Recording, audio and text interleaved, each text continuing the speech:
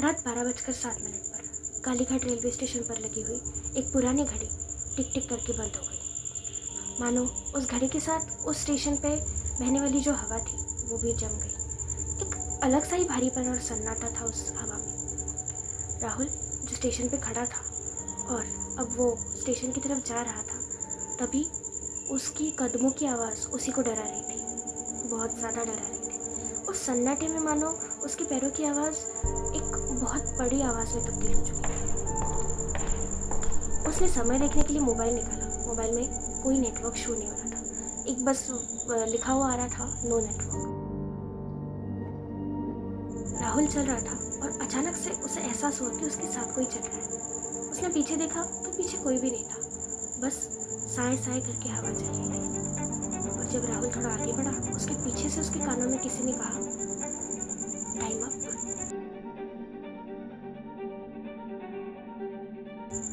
राहुल ने पीछे पलट कर देखा, फिर उसे कोई नहीं दिखा। लेकिन अब जब उसने सामने देखा तब उसकी एक नहीं बल्कि दो परछाइयाँ बन रही थी। राहुल उन परछाइयों को देखकर डर गया, लेकिन उसे लगा शायद लाइट के इफेक्ट की वजह से ये हो रहा होगा। लेकिन जैसे ही उसने फिर से उस परछाई की तरफ देखा, राहुल खुद तो एक जगह पे खड़ा था, लेकिन वो परछाई हिल रही थी। देखते ही देखते वो परछाई उठकर उसके सामने खड़ी हो गई। परछाई का कोई चेहरा नहीं था, बस एक खालीपन। देखते ही देखते वो परछाई राहुल के आर पार चली गई। राहुल जोर से चीखा, उसने अपनी आंखें बीच ली और वहीं पर नीचे बैठ गया। कुछ समय बाद जब राहुल ने अपनी आंखें फिर से खोली, तब राहुल को आसपास कोई दिखाई नहीं दिया। लेकिन उसने जैसे ही अपने कानों से कुछ समय बाद हाथ हटाया, तो उसे एक बहुत ही ज़्यादा डरावनी सी, बहुत ही ज़्यादा तेज़ एक ट्रेन की सीटी सुनाई दी। सीटी उस सन्नाटे को इस तरीके से चील रही थी कि जैसे अभी राहुल के कान फट जाएंगे और वो वापस कभी सुन नहीं पाएगा, जैसे वो बहरा हो जाएगा, इतनी ज़्यादा वो तेज़ सीटी थी। इसी बीच पटरी अपने आप कांपने लगी और उस पटरी से अजीब अजीब तरीके की आवाज़ें आने लगी, जैसे उस पटरी के नीचे कुछ तो है जो बाहर आने की कोशिश कर रहा हो। राहुल डरकर पटरी से पीछे तो हटा, लेकिन अचानक उस पटरी के नीचे से एक सड़ा हुआ हाथ ऊपर आया और उसने राहुल के पैर पकड़ लिए। वो हाथ इतना ठंडा था कि मानो 100 बर्फ की सिल्लियाँ एक साथ उसके पैरों पर लगा दी हो। राहुल जोर से चिल्लाया और पीछे हुआ, लेकिन जैसे ही राहुल पीछे हुआ और उसने वापस उस तरफ देखा तो कोई हाथ नहीं था, कोई ठंडी उसको परछाई नहीं दिखाई दे रही थी, और लेकिन उसके पैरों के ऊपर ब्लैक कलर के हाथों के निशान थे।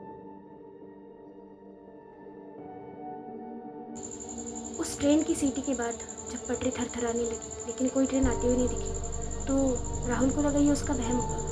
लेकिन कुछ समय बाद अचानक से उस पूरे स्टेशन में धुआं भर गया। धुआं, वहाँ कैसे धुआं आ सकता है? कोई ट्रेन नहीं, कुछ नहीं, फिर धुआं कैसे आ गया? और इसी धुएं के बीच उसे आती दिखी एक ट्रेन।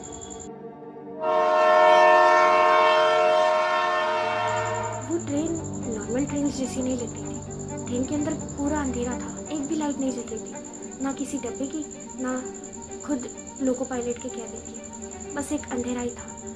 खिड़कियाँ अंदर की बजाय बाहर की तरफ लगी हुई थी और पहिए उल्टी दिशा में घूम रहे थे।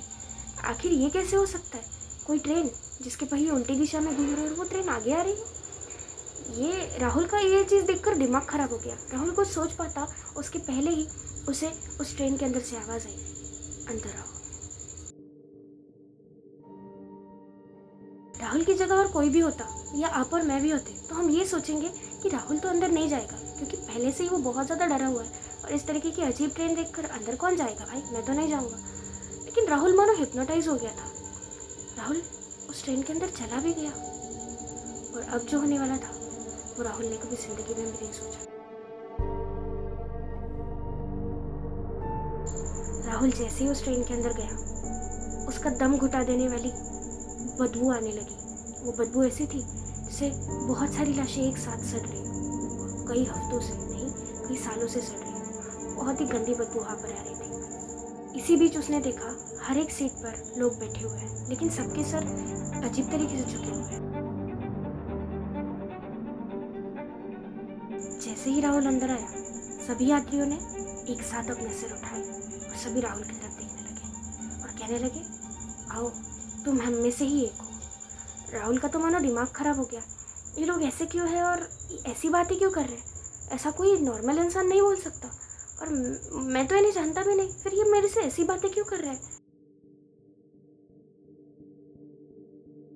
राहुल जैसे ही भागने के लिए पीछे मुड़ा, वैसे ही उसका ध्यान खिड़कियों की तरफ गया, और जो उसने खिड़कियों में देखा वो वो वो ह्यूमनली पॉसिबल ही नहीं है। हम लोग वो चीज़ सोच भी नहीं सकते। आखिर ऐसा क्या देखा वहाँ पे राहुल ने?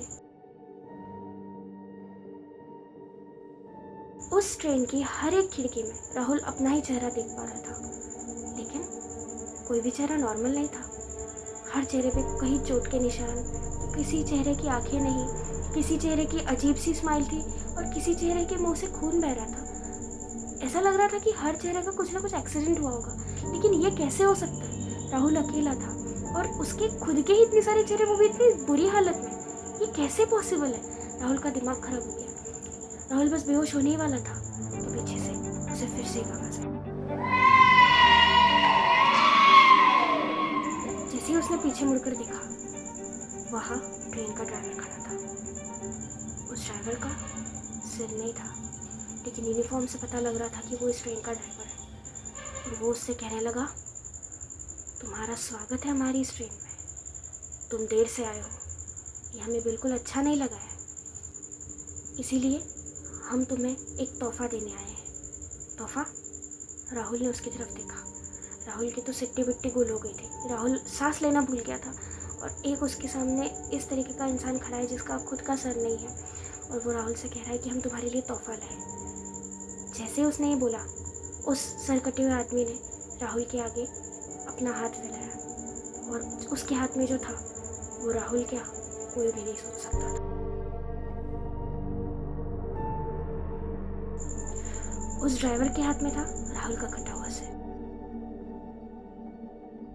वो कटा हुआ सिर राहुल को देख रहा था, धीरे धीरे आंखें खोलते हुए, एक अजीब तरीके की बहुत ही डरावनी सी स्माइल करते हुए। वो राहुल से बोला, अब अगला ड्राइवर तू ही। सुबह कालीघाट रेलवे स्टेशन पर वही ट्रेन नंबर लिखा हुआ था, और उसके आगे लिखा था, नेक्स्ट ड्राइवर इज रेडी। उसे देखकर उस स्टेशन का स्टेशन मास्टर समझ गया था कि जो नहीं होना चाहिए था उस बच्चे के साथ वही हुआ है। स्टेशन मास्टर सारी सच्चाई जानता था, लेकिन स्टेशन मास्टर रात में वहाँ नहीं रुकता था। इसी सच्चाई के कारण शायद, लेकिन अगर उस दिन वो वहाँ रुकता, शायद राहुल बच जाता।